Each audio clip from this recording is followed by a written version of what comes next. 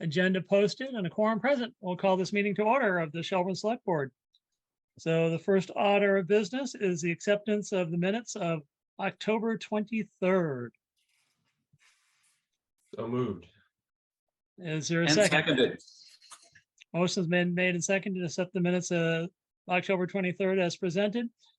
Further discussion? Hearing none, call this matter a vote. All those in favor, please signify by saying aye. Andrew? Aye. Aye. Rick? And myself as aye. Motion passes unanimously. Moving on to department liaison reports. Rick, would you like to start off? Sure. I have nothing new from the veterans. I've been in touch. Everything is running smoothly with the new veteran services officer that they hired. So there's nothing new on the horizon there. Town Hall has been working on a couple of issues. I say Town Hall, I mean Terry. One being CPA members have actually reached out to me saying, what do we got to do to get together? And Terry has reached out to I believe it's Kimberly at the COG, trying to, since they're going to shepherd things, to see if they can get together and pull a meeting together, since we do have the minimum 5 required. But I don't believe there's been a response to date. Is that right, Terry? I did receive a response from Andrea Donnellan today from the FERCOG, and she's saying that we need to have the 5 required members. And one of those is a vacant seat. It's a member at large with an interest in affordable housing. So I've created a blurb for the new town newsletter, put it on the website, and I reached out to 2 members who once served on the housing board, trying to solicit interest. Okay. Is that Rita and Kim? Yes. Oh, okay. Great. And then in the police department, the new cruiser is not exactly on a fast track, I guess, because it looks like January before we'll get that into service at this point. Observation by the chief was that Halloween trick-or-treat turnout was substantial this year. He felt greater than it has been in quite some time. And there were no incidents of significance to report, but they did notice some pedestrian traffic concerns that they plan to address next year with some attention to make sure everyone remains safe. I did ask him about the flagpole that was with the memorial. By the way, that looks great by the library. It's I saw it was there last week, and it looks wonderful there. I think it's a perfect spot for the veterans to stop during parades. But as part of that, the flagpole that was beside it at the elementary school, I was under the understanding it was headed to the police department. And I asked him about it, and he said, yeah, I've heard that mentioned, but nothing else from it. And he didn't know who was pointing that up, and neither do I. Does anyone have a clue? Yay. I don't know that I'm pointing it up, but I did speak with Negus and Taylor about the possibility of moving it. It's not something that they can do. And so I spoke with Les Chadwick today, and he's working on it to try to find a way of relocating it to the police department. Super, super. That's all I have. All right, Andrew? Great. Yeah, I don't have any meetings to report on. Other than the FERCOG board meeting that I did attend, a few notes from that. Jessica Atwood, who has been the economic development planner, is now the planning director. So she's been promoted, and they are looking at an assistant director position as their organization has grown quite a bit. And I guess they're doing some succession planning. So more on that as that unfolds, but otherwise the FRTA has announced another of its quarterly meetings, I guess, and the village partnership does have another meeting coming up on Wednesday, which I may be able to attend.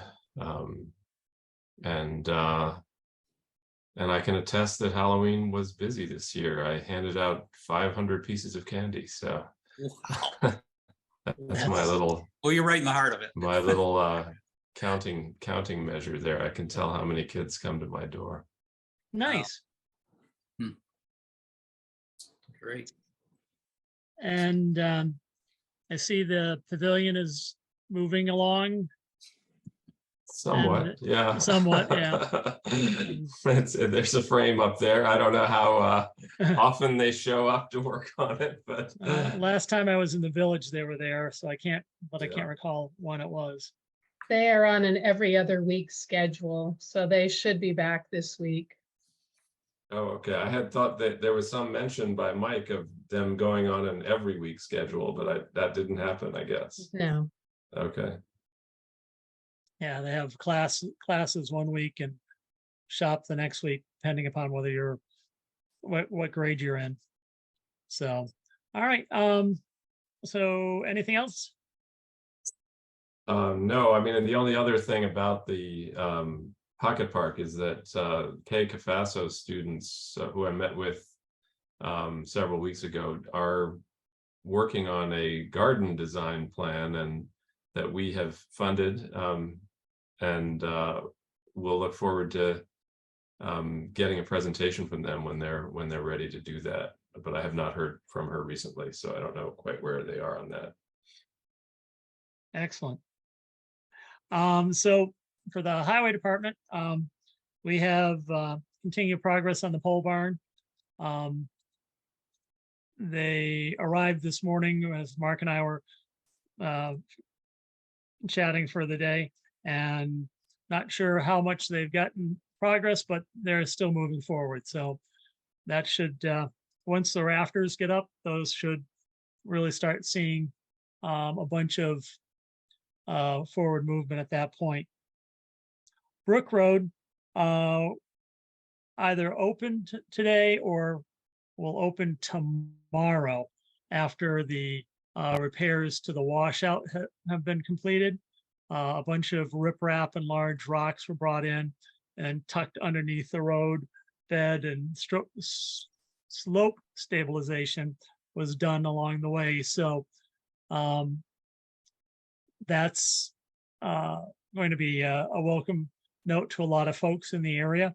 They also did some additional maintenance work while the road was closed, because they had to take down a couple of the trees that needed the road to be closed when they were brought down, and did some patching, culvert work as well. So so I'm not sure where it's at, but it's either open or will be open tomorrow. Yeah. Just a question of clarification. I haven't been down that way. Is the washout anywhere near the bridge we replaced, or in a different place? It's closer to Greenfield than the bridge we replaced. Okay. So it's, if you go across the bridge and there's a couple of real sharp turns on it, then that's where the washout is. It's between the bridge we replaced and the bridge that the state replaced back 10 years or so ago. So it's in between those two, but it's closer to the Greenfield side than the Shelburne side. So it's not compromising either of the bridges then? No. Okay. Those survived quite well. Good. The transfer station, for those going up and having for recycling light bulbs and batteries, there's going to be a plastic shed put up close to the free shed, and those items that have been cluttering up the office in the compactor building will be collected over there, and they'll have their own separate area. So that was part of the deficiencies that were noted when it was inspected. So that's being cleaned up. And leaf collection for the village will be Monday, the 13th. So here's your opportunity for upcoming weekend to get the leaves raked up. And they'll be around on Monday to collect the leaves. That's what Is Mark gonna put out a robocall about that? I've had several people ask me about the date, so I'm just thinking it would be good to let people know. We hadn't thought about the robocall, but we were gonna have the sign once the Brook Road was open, brought over to announce the leaf collection. Uh-huh. So that was the plan for that. All right. We have 5 minutes before our first appointment. 4 minutes now. So let's go on to old business, which we can really take care of quickly. Item A, nothing. So is there Actually, anything? Just one other question about leaves. Is that town-wide or just in the village? Just in the village. Just in the village, okay.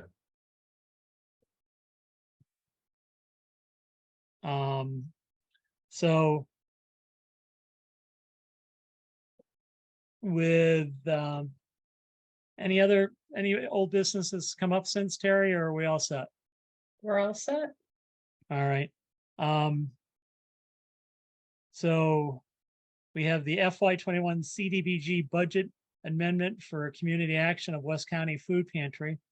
I think that's going to take a little bit longer than the 3 minutes. So we'll move that until after our first appointment, and I'm going to call it close enough now to 5:45 to welcome the Franklin Land Trust Hittor LLC conservation restrictions. So welcome and take it away. And thanks again for having me in. So if you recall, on September 25th, Kiki Smith and myself, we did meet with you about the approval for the 47-acre conservation restriction on the parcel of land on the right side as you're going down Reynolds Road, right by the little schoolhouse. And so I had set that meeting because I was supposed to have the document back by then with approvals to get signatures, but because I just got the approvals to get signatures today, it was very delayed.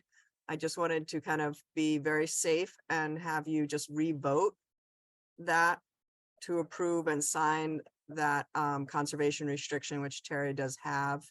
And then so it can be in line with when they gave me the more official approval. The document hasn't changed much except for a few typos and edits. And so this is just me coming back and asking for another vote and then signing the document. And then it will be sent right back to the state, and then it should be recorded in a few weeks. And that's saving out that 5.5 acre house lot that's right on the corner by the Good Child's. So that will be an undeveloped or a potential house lot. So, yeah. Go ahead, Andrew. Just a question. Yeah. I had thought that we held off on voting last time. Isn't this our first vote on this? Okay, I maybe I got that mixed up. Maybe you didn't vote, but you just sounded all supportive. So yeah, I think that was where we left it because you okay. didn't want us to vote until you had your T's crossed. Then that's maybe I just had it in my head. So here we are then. Yeah. Yes, so that's lovely. So we are just seeking a vote in support of that, and then also the signing of the conservation restriction, which is needed to move it forward to be a permanent document. So the motion is to approve the easement and authorize Bob to sign it? It's all three of you as select board members to vote. Okay. To sign the conservation restriction from High Tor on 47 acres at the corner of Reynolds Road. At the So moved. Is there a second? I second. Very good. Is there discussion? Rick, any questions or? No, I read it again, and other than the change that I believe Terry was going to make on the names in the select board at the end, I don't think there were any other changes changes to it that I noticed of significance, and I'm comfortable with it as is. All right, I am comfortable as well. And we'll now call for a vote if there's no other questions. All those in favor, please signify by saying aye. Rick, Aye. Andrew, Aye. myself as aye, motion carries unanimously. So So thank you all those, so much. those should be signed. There, you have the documents on the table for us. Yes. Yep, so when we come in, we'll be able to get those signed for you. Excellent. Thank you. No, Thank thank you you very for coming much. in. And I hope you all have a good, happy Thanksgiving. Ah, You too. yes, It's coming up. it is faster than we can Yes. count. Yeah. All right. Thank you all. Very Thanks good. a lot. Enjoy the evening. Thanks. You too. All right. So I don't see our 6 o'clock appointment, but it's also a little bit early to call that for given the nature of the appointment. So Terry, FY21 CDBG budget amendment. Yes, this typically happens every year where Community Action proposes a budget and then they make an amendment to it within the total dollar amount. So you'll notice in your attachments, their budget is still 25,000 in total, but they've made some changes to the line item for tax and fringe benefits and travel and vehicle. They're very minor adjustments, but this amendment does require a vote of the board and your signature as chair when you get a chance, Bob. Yep. Questions? I don't have a question. I reviewed it. We'd seen this once before in the original. It's like a $314 and change alteration, I guess, a change of 300 and change. So I would move to amend the fiscal year 21 CDBG contract with Community Action Pioneer Valley to operate the West County Emergency Food Pantry as presented in amendment number 2. The revised budget will reflect the final expenditures of their $25,000 grant. Second. Motion's been made and second for the approval of the CDBG budget amendment for the West County, for the Community Action West County Food Pantry. Is there further discussion? Hearing none, call this matter to vote. All those in favor, please signify by saying aye. Andrew, Aye. Rick, Aye. and myself as aye. Motion carries unanimously. Item B under new business, proposed solar array for highway pole barn roof. Who's got that? I think, Terry, do you have more you want to, I think I have a call I need to make to Andrea Wood that I will put in tomorrow from the FERCog to see if she will help us with the RFP. One thing I did want to check in with you, Terry, and with fellow board members is sort of thoughts on how we might structure that. I had a good conversation with John Walsh about it a few days ago, and he and I were both of the mind, well, I think Terry was of the right mind that we should structure the RFP so that we have an apples to apples comparison between bidders. And John and I, one of the issues that we're sort of wrestling with is what is the optimal design of size of array to put up there, because the roof will hold close to 30 kilowatts of power, maybe 27 kilowatts, but John is of the understanding, after talking with Claire Chang and John at the solar store, that the current limit for commercial arrays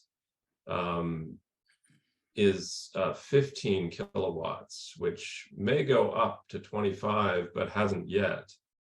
And when I say limit, I mean that's the net metering limit, where you get to sell power back to the utility at the retail rate. And if you go over that number and build a larger array, then you get to sell power back to the utility at a much lower commercial rate. So we could build a bigger array now, but we might not get as much for it in terms of the net metering rates. And so one recommendation that John made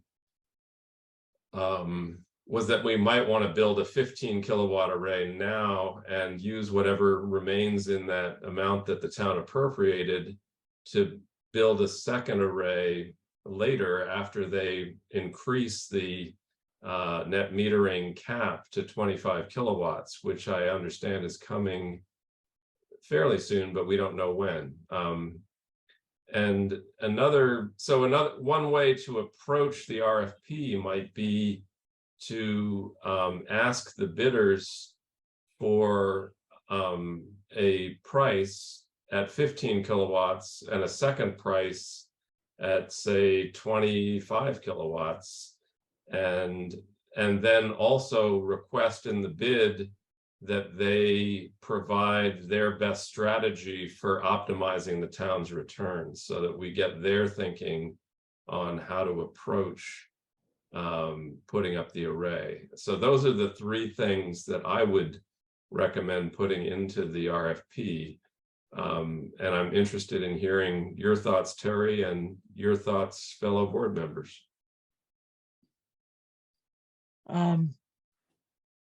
The other thing to take in consideration is what the roof was designed for. And I know it was designed for solar to be able to support it, but I can't recall the number of panels and or weight capacity. That's something that I think sure we got a fair amount of input on that from a number of solar companies who looked at the plans for the building before it was built. And I don't believe that's a concern, but we can check again. And certainly I agree with you, Bob. I think the meeting the engineering specs for whatever they propose would be part of the RFP too. Yep. Terry, thoughts? I would definitely have that information in the engineering specs, so I can give that to you, Andrew. Okay. And I agree, it would be interesting to bid it with the 15 and have an ad alternate for the 25, providing the roof can handle that load. Mm-hmm. Good. Rick? You would need the 25 to have been approved in the interim. Is that what you're planning for? Like, we know you can do 15 and have them bid it, or 25 in case that gets approved before it gets installed, or is that Well, I mean, coming for sure? Or we can put it that way, but you can just ask for two prices for two different sizes too. I mean, Yes. that's just part of the bid spec, is Oh, to I say we appreciate want a that. price for this and we want a price for that, and we'll let you know when we're building which one. interesting. All right. I don't think we have to promise the bidders anything about what we're going to do. We're just asking them for pricing. No, that's fair. Jeff, what's your thoughts? Because you happen to be here. Just Yeah, I think that's a really good thing. It sounded to me like it could turn as early as part of next year to opening up a little bit bigger solar from some of the meetings that I've been at.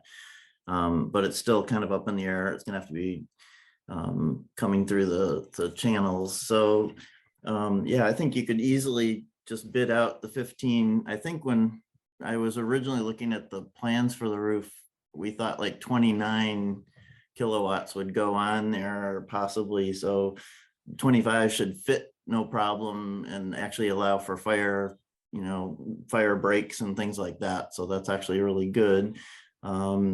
So I would say just, go out for bid for 15, and then maybe, also for an additional 10, you could do it as 2 units, like a 15 and then an add-on 10 or something like that. I think would Yep. probably be safe.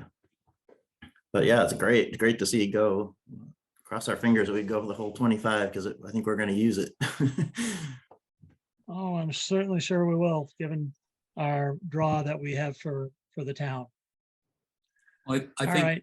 you've explained my question better than I did, because it didn't seem like getting a bid for 25 made any sense if it's in the distance, but having a bid for 15 and an additional 10, since the infrastructure is already there, makes way more sense. That's what I'm trying to get at, Andrew. Sorry, Okay. that was less clear. No, that's fair. I think that sounds like a good way to slice it. And the other thing is if I think if they know that that's the possibility, they could make the connections pretty easy to add on to. So, that they won't just finish it off at 15. They could actually make a connection, an easy connector or something to go to the next one, the next 10. So I would just definitely ask for that up front. Good. All I have right. one additional question, if I may. Yep. Today, there was an email about the solar on the high school. And apparently there was a snag in that it delayed the celebration of the event going live because it's not going to. Apparently they're working with Eversource to come to some agreement to work out a solution, but they didn't detail what the problem was. Anyone have a clue what that was? Was it net metering issue? Was it? I don't know. I got the email also, but I don't know what the issue is. Yeah, good. I was just curious if it had any relevance to our project that we could cushion in advance to prepare for, but if we don't know, we don't know.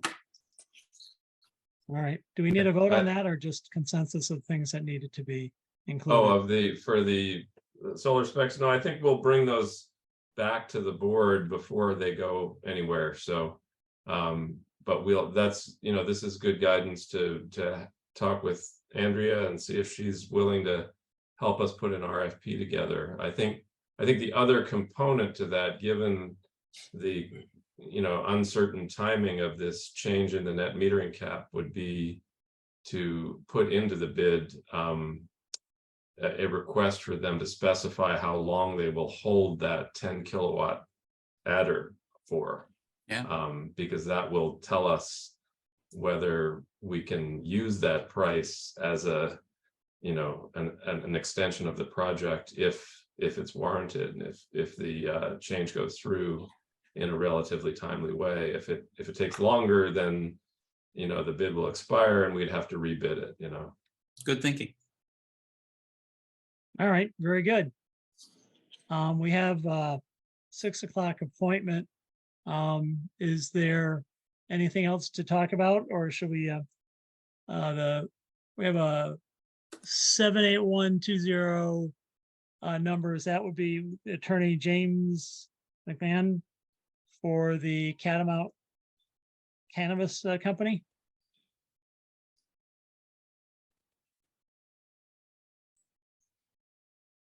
Anybody on the line there?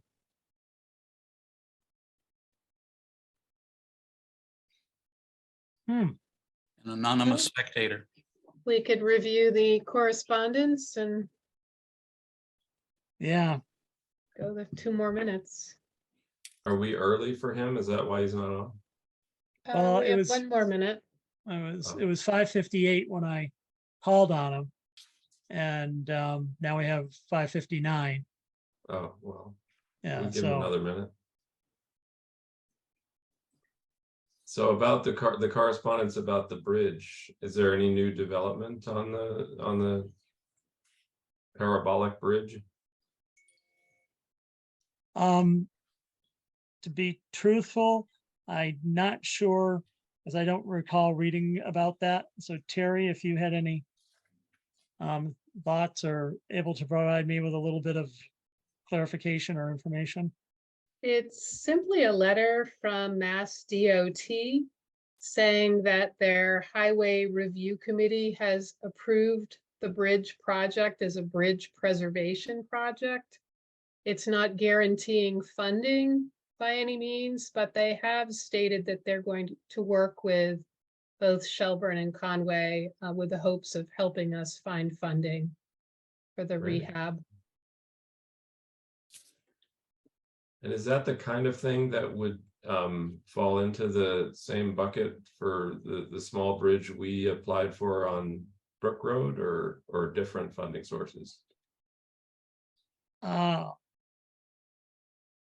think it's different funding sources because the size of the bridge and such. Oh, Ah. right,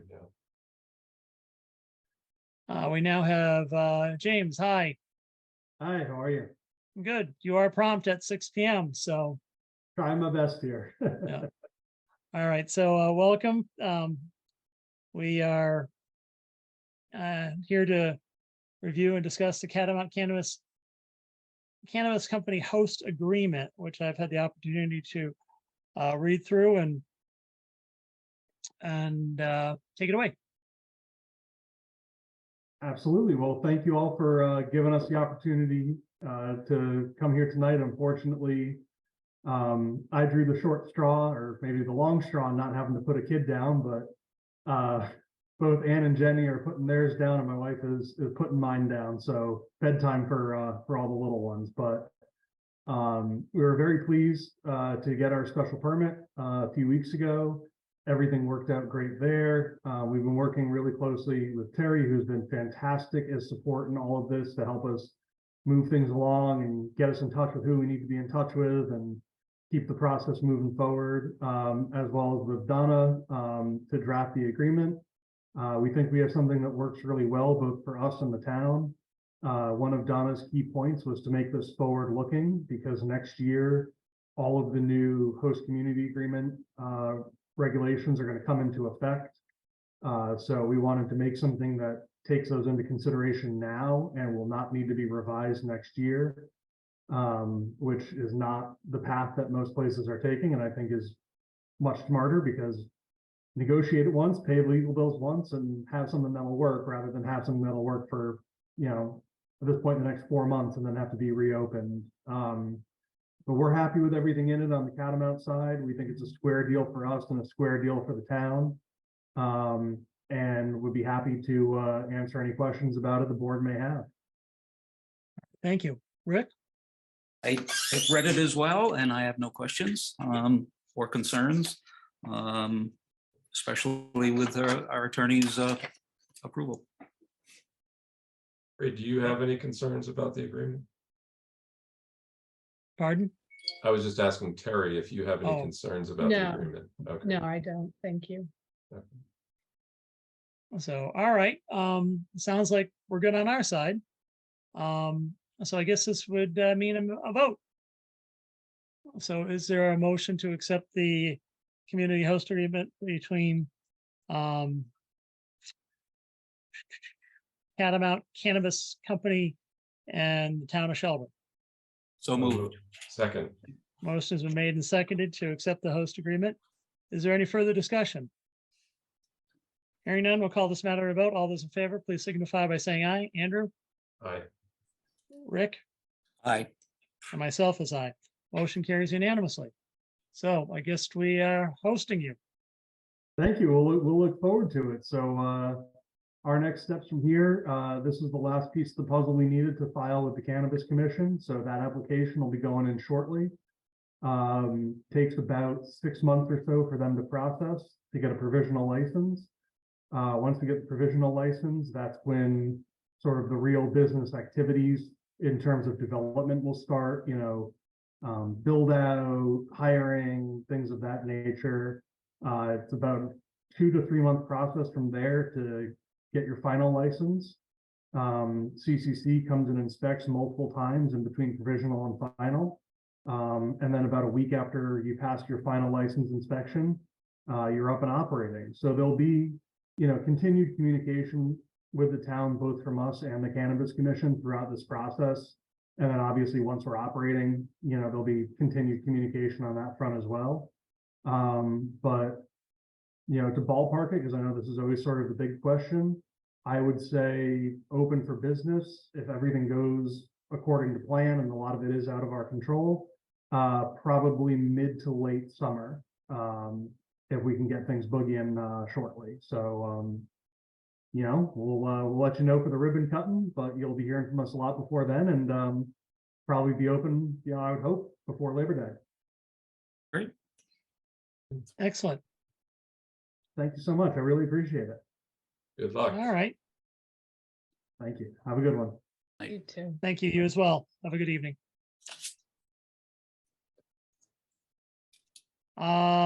Is there any other business that was unforeseen?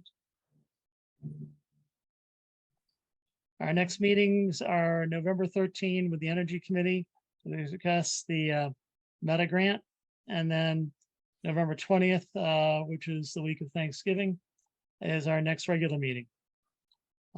So Both it's at kind of- 5:30? yes, Okay. and The 13th is just a single issue meeting? Yes.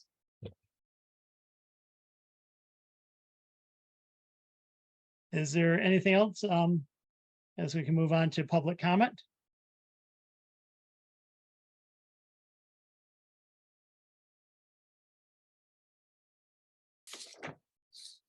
Not hearing any. Is there a motion to adjourn? So moved. And Is there- seconded. All those in favor, please signify by saying aye. Aye. Aye. Aye. All right, 36 minutes. We haven't had a meeting this short in a long time. So Yay. thank you, everyone. Well done. We earned it after the last one. Oh, yeah. So thanks again. Have a good evening and stay safe.